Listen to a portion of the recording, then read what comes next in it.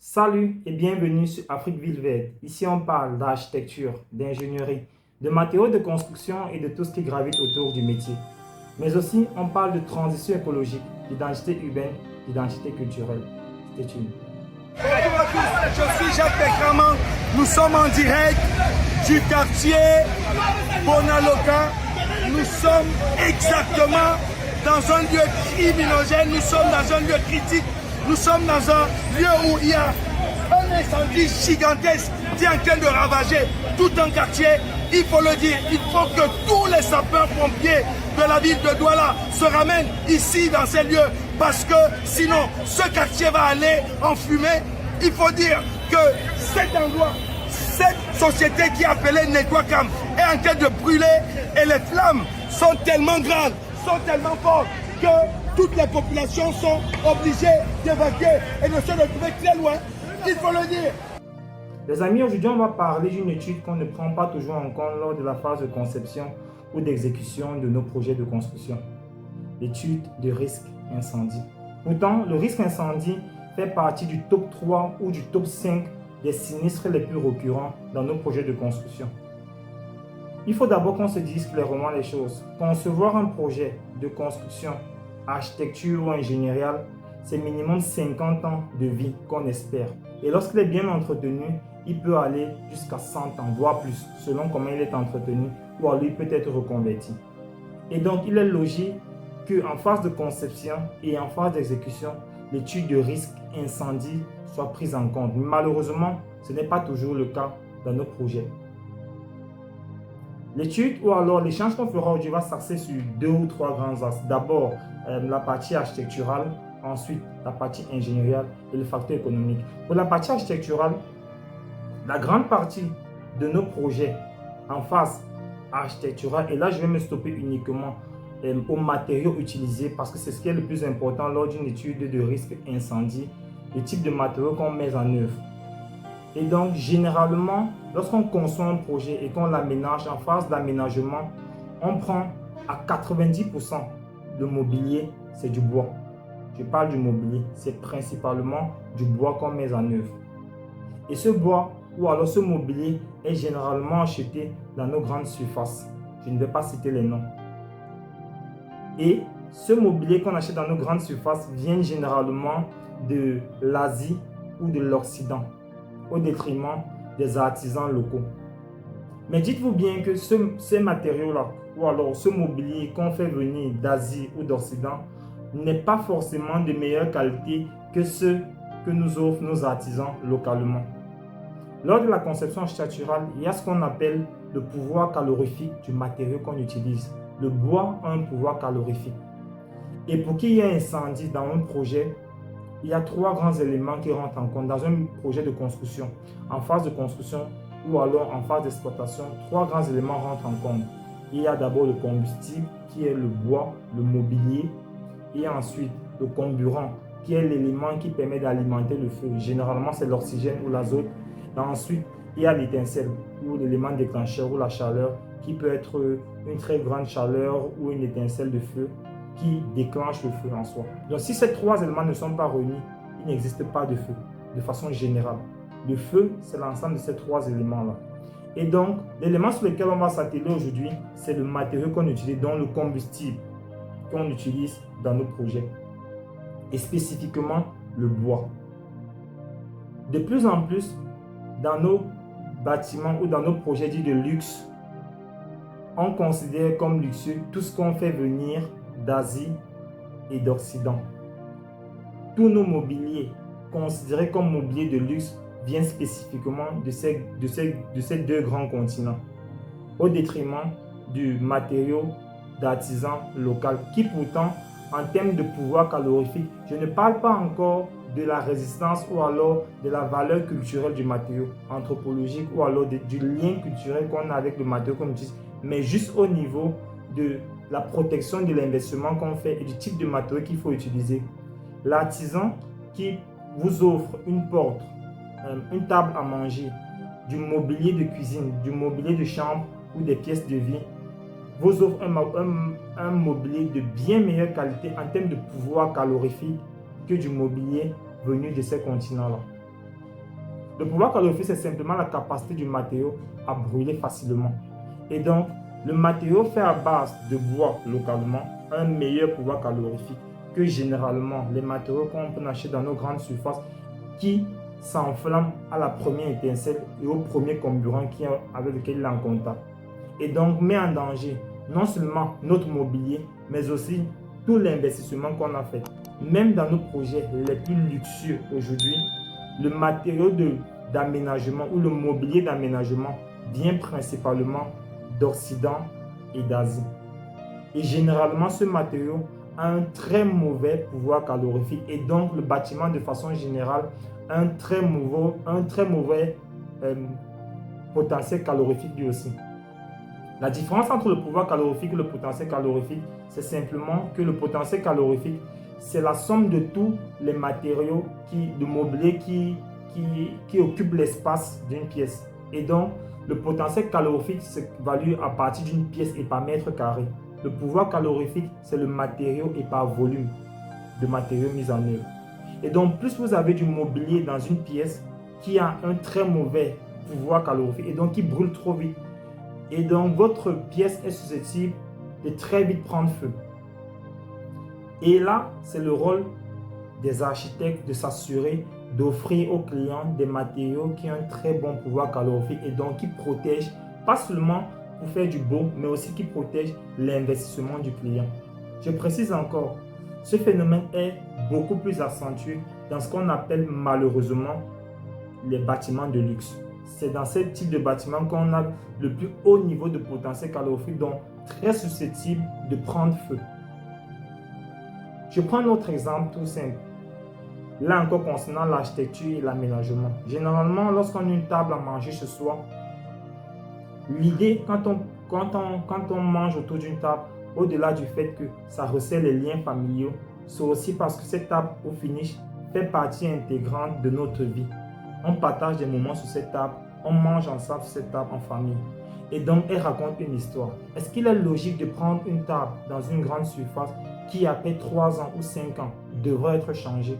Ou alors, ce n'est pas plus intelligent de faire une table par un artisan localement qui tiendra sur 20, 30, voire 40 ans et qui, 2 ou 3 générations après vous, qui l'avez conçu et installé dans votre projet, je parle surtout là des maisons individuelles et même je viendrai plus tard sur les maisons collectives. Mais pour des maisons individuelles d'abord, est-ce qu'il n'est pas plus intelligent de faire son mobilier localement avec un meilleur pouvoir calorifique et donc qui protège mieux votre bâtiment et limite les risques d'incendie, mais aussi qui raconte mieux votre histoire à vous, qui a un réel lien avec vous et votre personnalité parce que ce bois est généralement coupé ou alors est généralement exploité dans votre aire géographique, qui résiste beaucoup mieux et qui, dans 3 ou 4 générations, pourra encore servir. Parce qu'une table à manger, par exemple, pour ne prendre que ce cas, n'est pas qu'un endroit où on vient manger. C'est aussi un endroit qui raconte une histoire. C'est aussi un endroit avec lequel on crée des liens et qui, au fil des années, garde nos souvenirs du passé. C'est aussi un endroit où on souhaite, lorsqu'on devient grand-parent, que nos petits-fils puissent manger là et qu'on leur dise « Vos parents ont mangé à ces mêmes places-là ». Alors, est-ce qu'il est intelligent de prendre aujourd'hui de mobilier? Et là, j'ai pris le cas d'une table à manger. Je peux prendre le cas des fauteuils du salon qu'on utilise et que généralement ne raconte plus d'histoire. Parce qu'après 3 ou 5 ans, il est complètement inutilisable. Il faut remplacer encore et encore. Je ne suis pas en train de dire que ce type d'architecture, d'emploi jeté n'est pas le bon. Mais je dis juste qu'il n'est pas adapté au logement collectif ou même au logement individuel. Parce que dans le cas des logements individuels encore, concernant par exemple les tableaux qu'on met dans nos maisons généralement, ou quand on est en phase de conception, et même moi je le fais, je l'avoue, on met généralement de très beaux tableaux pour donner du volume et du cachet à la pièce. Mais parfois ces tableaux ne racontent aucune histoire et n'ont aucun lien entre celui qui va occuper cet espace et le tableau lui-même. Donc, celui qui occupe l'espace ne se reconnaît pas dans le tableau qui a été mis chez lui. Ça peut être un arbre, ça peut être une toute autre caricature, mais il ne se reconnaît pas du tout dans ce tableau-là parce que jamais il est fabriqué en série, dans des séries manufacturées et est venu commercialiser en Afrique.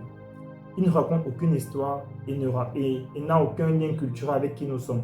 Est-ce qu'il n'est pas plus intelligent, à la place des tableaux, de fabriquer de réels objets d'art faits par nos artisans qu'on mettra et qui pourront raconter une histoire dont on pourra savoir d'où il vient et qu'est-ce qu'il représente pour nous, qui pourtant encore là nous offre un meilleur pouvoir calorifique que ces tableaux qui sont très facilement combustibles.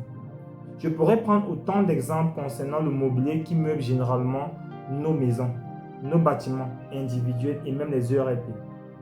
Mais revenons maintenant sur les bâtiments collectifs. Là, vous me direz certainement, oui, mais lorsque je conçois mon projet et que c'est le client qui vient pour aménager son espace, je ne peux pas contrôler ce qu'il mettra chez lui. C'est vrai. Mais par contre, vous pouvez contrôler le mobilier fixe du bâtiment. Ça veut dire simplement les portes que vous mettez, les placards que vous placez, le mobilier de cuisine que vous installez. Vous pouvez contrôler cela et vous assurer de mettre du bois ou des matériaux locaux qui offrent un meilleur pouvoir calorifique que du matériel importé qui a un très très mauvais pouvoir calorifique et donc votre bâtiment se retrouve avec du matériel importé ou du matériau importé avec un très haut potentiel calorifique, donc très facile à prendre feu face à un bon comburant et à l'étincelle, contrairement à du matériel fait local qui résiste mieux quand bien même il est en contact avec un comburant et l'élément déclencheur qu'est l'étincelle de la chaleur. Et donc il sera toujours plus intelligent pour celui qui veut concevoir son projet et l'exécuter, de travailler avec des matériaux qui lui offrent une meilleure protection d'abord de son ouvrage, mais aussi qui ont une réelle valeur culturelle, anthropologique et même qui racontent une histoire derrière. Revenons maintenant sur l'aspect ingénierial. Lorsqu'on conçoit un projet, on fait ce qu'on appelle une étude au feu et généralement la résistance au feu varie en fonction du type de projet. Pour des très petits projets, on peut dire la résistance au feu du béton qui, soit dit en passant, résiste passivement. Ça veut dire que le béton, pour ce cas spécifique, pour moi qui prône généralement la terre et les matériaux biosourcés et géosourcés, le béton pour ce cas est un excellent matériau en ce qui concerne la résistance au feu. Et donc lorsqu'on dimensionne un projet en béton, et je précise, le béton est un excellent matériau qui résiste au feu et la terre résiste encore mieux pour pas qu'il y ait de confusion ou alors je ne vais pas créer d'ambiguïté. Pour ce qui est du béton donc, le béton, lorsqu'on le dimensionne généralement pour des petits bâtiments de très faible hauteur, soit on ne tient pas compte de la résistance au feu, soit on tient compte d'une très petite résistance au feu, généralement 30 minutes de résistance au feu. La résistance au feu veut simplement dire que le bâtiment, une fois qu'il prend feu et qu'il est complètement embrasé, les pompiers ont 30 minutes pour arriver. S'ils arrivent 30 minutes avant, la stabilité structurelle du bâtiment ne sera pas éteinte. Ça veut dire que les pompiers vont éteindre ce feu et la stabilité structurelle du bâtiment ne sera pas atteinte. Au-delà de 30 minutes, la stabilité structurelle du bâtiment commence à être atteinte, mais ne s'écoule pas systématiquement à l'instant. Il s'attaque tout doucement, le béton se détériore tout doucement. Pour des bâtiments de très grande hauteur, le minimum est de 2 heures de temps. Et donc, je vais m'étaler spécifiquement sur les bâtiments de très grande hauteur. Pour ce type de bâtiment, là encore, généralement, on fait du très haut standing. Et généralement, le mobilier qu'on utilise sont des mobiliers avec un très mauvais pouvoir calorifique, donc susceptible de très vite prendre feu. Dites-vous bien que lorsqu'on dimensionne un bâtiment et qu'on se dit qu'il a une résistance au feu de 2 heures de temps, par exemple, en réalité, cette valeur qu'on a faite n'est pas contrôlable n'est pas facilement contrôlable. Parce que lorsque l'ingénieur dimensionne et considère une résistance au feu de 2 heures de temps, il suffit simplement que lors de l'aménagement de ce bâtiment-là, les matériaux, le mobilier qui soit mis en œuvre soit du mobilier qui a un très très mauvais pouvoir calorifique et donc qui brûle beaucoup trop facilement pour qu'il ne résiste pas 2 heures de temps, même s'il était prévu initialement pour résister pendant 2 heures de temps. Donc cela dépend fortement encore, même lorsqu'on est dans l'aspect ingénierial, du type de matériau qui est utilisé pour qu'on puisse rentrer dans la résistance qu'on espère. Pour des bâtiments de très grande hauteur, le chiffre ça avoisine des millions d'euros ou des milliards de francs CFA. Est-ce qu'il est logique donc d'investir autant d'argent sans s'assurer de faire une réelle étude de risque au feu ou alors une réelle étude ou alors au moins la prise en compte lors de l'exécution des barrières sécuritaires ou des moyens pour pallier aux problèmes d'incendie qui peuvent survenir sur votre projet? Je ne crois pas. Et donc, malheureusement, dans nos projets aujourd'hui, et même pour les assureurs, ceux qui sont censés protéger parfois nos projets, il est difficile pour eux d'apprécier le niveau de risque dans votre projet. Ça veut dire que lorsque vous avez un projet, il est très difficile d'apprécier tous les risques possibles. Mais une chose est sûre, si vous voulez faire assurer votre projet, ou donc lever des fonds, ou hypothéquer votre bien, si c'est à usage commercial, et là je suis dans le troisième point, il est l'expert qui viendra pour évaluer votre projet, s'assurera que votre projet a le moins possible de risques. Plus votre bâtiment aurait un haut niveau de risque, plus l'assurance pour votre projet vous coûtera cher. Pour faire simple, si dans votre projet, le potentiel calorifique de votre projet tout entier, ça veut dire que la capacité de votre bâtiment à produire du feu est très élevée, l'assureur vous facturera cher le coût d'assurance de votre projet. La valeur d'assurance de votre projet sera assez élevée. A contrario, si votre bâtiment a un très bon potentiel calorifique, l'assureur se dira simplement il y a moins de risques à vous assurer et donc le coût d'assurance ne sera pas élevé. Il est donc économiquement bon pour vous de vous assurer que les matériaux que vous utilisez en phase d'exécution, en phase d'abord de conception et qui sont ensuite mis en œuvre lors de la réalisation, soient des matériaux qui ont un bon potentiel, un bon pouvoir calorifique. Et généralement, ces matériaux seront toujours des matériaux locaux. À coût économique égal, le matériau local ne se fera jamais battre par des matériaux importés. Il faut qu'on se le dise clairement parce que de plus en plus, on tend à faire venir du matériel importé et on le vend comme du matériau de bonne qualité. C'est surtout cela que les clients viennent dire. Le matériel importé est de bonne qualité par rapport à ce qui est fait par des artisans locaux. Là encore, c'est faux. Simplement parce que la qualité d'un matériau, dans le cas strict de la conformité du matériau, ce n'est pas que parce qu'il est bien peint et joli. Ce n'est pas ça la qualité d'un matériau. La qualité d'un matériau, c'est aussi sa capacité à protéger le bâtiment dans lequel il est mis en œuvre. C'est aussi sa capacité à être un élément qui améliore le confort de vie et qui a un rapport qualité-prix excellent. Et en termes de rapport qualité-prix, le matériau local est imbattable contrairement aux matériaux importés. Et donc, il est plus intéressant, non seulement pour l'aspect anthropologique, pour l'histoire que racontent nos matériaux, pour la partie économique qui permet de protéger le bien qu'on veut et qui nous permet, si à l'avenir, on souhaite par exemple soit mettre en valeur notre bien, faire une évaluation de notre bien, de travailler avec des matériaux qui ont une réelle valeur ajoutée, dont des matériaux locaux. Je précise encore, le but ici n'est pas de faire du bashing ou alors de diminuer la valeur qu'apportent les matériaux importés. Mais le but ici, c'est simplement de faire comprendre que ces matériaux importés, généralement, devront être utilisés de façon contrôlée et pour des projets bien spécifiques. Je veux prendre un cas où le matériel importé jouera parfaitement son rôle, les bureaux. Généralement, et là les comptables me rejoindront bien puisque je ne suis pas comptable, mais généralement lorsqu'on conçoit un projet et lorsqu'on installe, on équipe des bureaux, cela rentre dans le patrimoine de l'entreprise. Et après 3 ans, 5 ans, voire plus, le mobilier est amorti et donc il doit être remplacé. Dans ce cas bien spécifique, il est intéressant de prendre du matériel manufacturé, des mobiliers manufacturés, parce qu'on sait qu'après 3 ou 5 ans, on devra les remplacer. Donc, il ne sera pas intéressant de travailler avec du mobilier qui peut tenir pendant 30, 40, 50 ans, alors qu'on sait que dans 3 ou 5 ans, on devra remplacer complètement. Donc, dans ce cas spécifique, il serait intéressant de travailler avec du mobilier manufacturé. Ou encore, lorsque vous avez des projets qui demandent spécifiquement un type de matériau, parce que peut-être l'exigence liée à la qualité vous l'impose. Là encore, c'est à vous de définir avec vos différents partenaires dans quelle mesure travailler avec des matériaux locaux qui rentreront dans le cahier de charges que vous aurez défini. Ce que je veux faire comprendre pour ne pas embrouiller, c'est simplement que à qualité égale ou alors à coût économique égal, à niveau de risque égal, le matériau local sera toujours le meilleur choix à faire par rapport aux matériaux importés ou des matériaux venant de l'Occident et de l'Asie spécifiquement.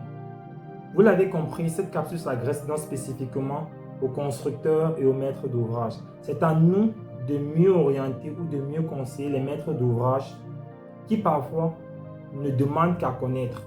Généralement, c'est nous qui les induisons en erreur de par le choix des matériaux que nous faisons dans leur projet.